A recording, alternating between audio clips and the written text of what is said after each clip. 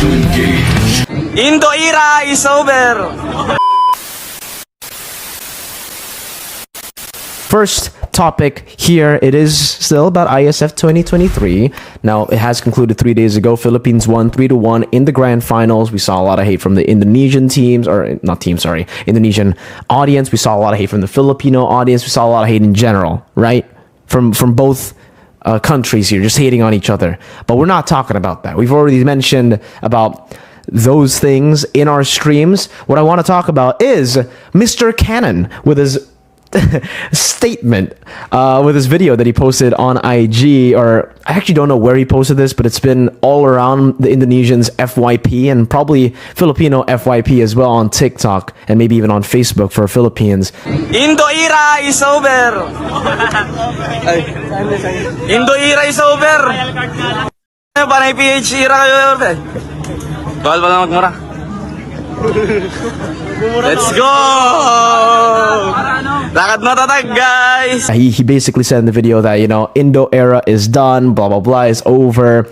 And, well, firstly, as an Indonesian myself, Indonesia did lose, you know, so I guess for me, I'll take that taunt, just how Philippines took the taunt of Moreno back in ESL SPS. Most people didn't enjoy this taunt, especially Indonesians, which is quite understandable for this one, right? I think for this one, it's like fine. It's taunting a region, and yeah, most of the comments are like, what the heck, FlapTzy, blah blah, hating on FlapTzy, like sending toxic comments, and a lot of people are saying that, you know, FlapTzy is just a looking for attention. He's looking for attention from the Indonesian fans, which I think is kind of true, right? I mean, if you want engagement on your IG, that's how you do it. You try to, you just provoke the Indonesian fans. It's quite easy doing it. Yeah, for me personally, I don't really care. FlapTzy, he won. He deserves to taunt, similarly to how Moreno deserves to taunt after winning Snapdragon. And he even did it before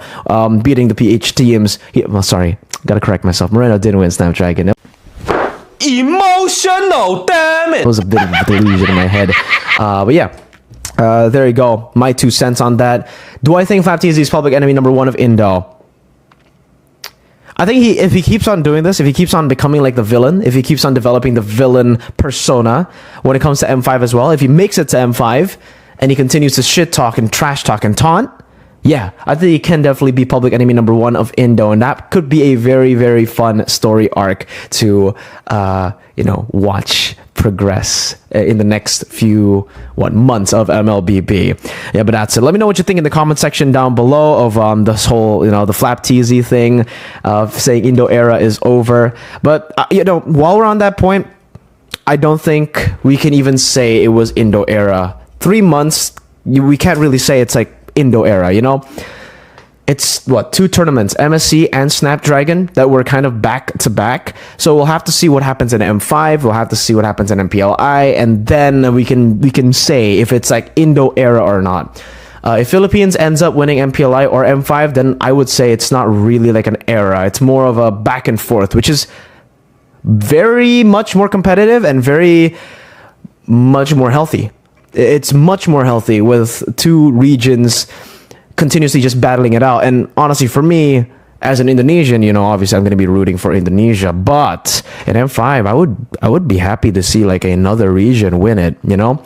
Even MPLI, maybe not Indo, not Philippines. Let's see some other regions finally come out of the shadows, because this fits in perfectly to the next thing we're going to be talking about, Nova Esports. If you guys don't know Nova Esports is a very big organization in China for MLB, well, not for MLBB, but they're already starting their recruitment process for Mobile Legends Bang Bang. They have multiple world championship titles, I believe, in different games overall. And as you can see from the screenshot on your screen right now that I'm going to be reading out, there are requirements here. Selection requirements above 100 stars in the Supreme Mythic. I don't know if this is like what they call Immortal in China, Mythic, Supreme Mythic. But yeah, it's called Immortal for us, whatever. And then number 2, there's also Legend versus Legend, over 75 stars, basically.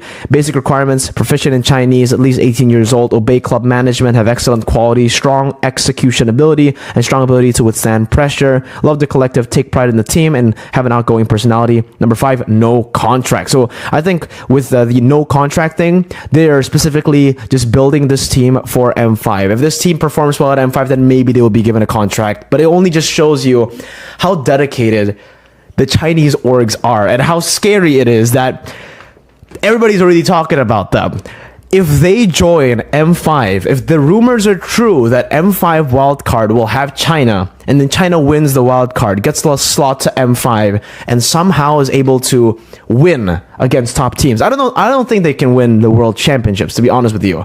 If they do, they are just a different breed, bro. Like, at this point, I think they're just made in in labs. They're made in labs to be the best mobile players in the world. But until that happens, well, again, I personally don't think it's going to happen in their first M series, but I really want to see how good they are in their first M series.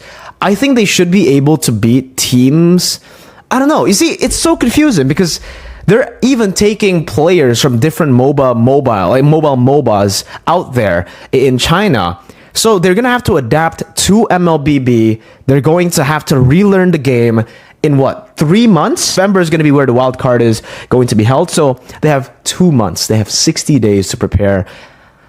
It's scary. It's scary. We'll see how they do. Nova Esports. Good luck to Nova Esports if they're watching this. Probably not. I don't make Mandarin content. But let me know what you guys think in the comment section about Nova Esports. If you guys follow mobile gaming, you probably know who Nova Esports are. And yeah, it's quite scary that they're going to be coming in. They're also a purple team. So last time we saw a purple team at M4, they won. Moving on to the next topic. We actually have a response from Evos for Dlar's statement. If you guys have been living under a rock the past few weeks or days, Dlar was in a podcast with Manjin and Naisu, and this right here is the video. All right, let's just play it. Boom. Totoo lang, matagal na kasi ilang games lang ako nakapaglaro sa Evos, di ba? Okay. Tapos okay. may isang season talaga nag-focus ako sa talent side. Yun yung season 11. Tapos etong season 12 talaga, gusto ko talaga maglaro. Gusto ko mapakita yung laruan ko. Kaya yun, nag-decide rin ako na umalis din ako sa Evos. Pero yung pag-decide ko na meron ako narinig sa kanila na nasaktan talaga ako. Tsaka feel ko hindi ko deserve yung ganun. Kasi hindi pa ako nakapaglaro ng season 12, di ba? Saan to? Saan narinig mo sa fans or sa overall? Hindi, sa amin sa Evos na. But we already knew about that. We already know about that, Mirko. What's new here? The new thing is there is an official statement from Evos Legends via an interview from Revival TV, a very big media source here in Indonesia. So this is it, the official statement from Evos. Let's read it together. It's going to be in Indonesian. It's going to be popped up right now on screen. From Evos' side, to respond to Dlar's statement in the video, they wanted to clarify that every decision that has been made by the players in trying to pursue the future of, their future is purely a personal decision with the full support of the coaching staff. In the decision-making process internally by Evos, they always provide solutions to Dlar, which was communicated personally in private so that he can develop a career both in Indonesia and in PH, especially in pursuing his dream of being competitive in the esports team. Now, this decision hopefully can be implemented wisely for Dlar in the future. And also, in addition, the solution must also be seen from a team perspective, which is a way to build a team that is getting better and is based on performance, evaluation, also that is objective and not subjective. So it's all based on performance evaluation, whether he gets to play or not, blah, blah, blah, and stuff. But yeah, this is a very, very PR answer. I had to actually process it for a while to translate it in English because there's a lot of it's a PR answer. There's not a lot of answers within this even though it's like a super long statement. Basically, to sum it all up, it's, yeah, we have our own evaluation, performance evaluation. Basically, maybe didn't make the cut based on the coaching staff and stuff. But still, also, there's no real statement or no real response technically to what he said about the personal thing that was said to him. So yeah, it was a non-answer. I don't know what to tell you guys. I think the answer that we basically got there about the evaluation for performance was already an answer that we knew. I've said that many times in my other videos, and I think most people already know, you know, that like when you don't play in MPL, it's not because the org doesn't like you, it's because you don't perform in scrims, and maybe that was the case for Dlar.